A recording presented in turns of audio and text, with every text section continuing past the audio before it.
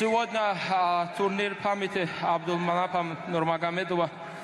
Он был великим, достойным человеком, тренером. Он один раз, я не смог сделать вес, он в тот раз сказал, что Нурло несерьезно относится к этому, к боям, к болельщикам. Я вначале думал, что он как бы задел, оскорбил, но я клянусь, только понимаю то, что его слова были только для моей пользы. Да, я в то время не очень серьезно воспринимал. Так готовился, весь гонял, иногда не мог говорить о чем.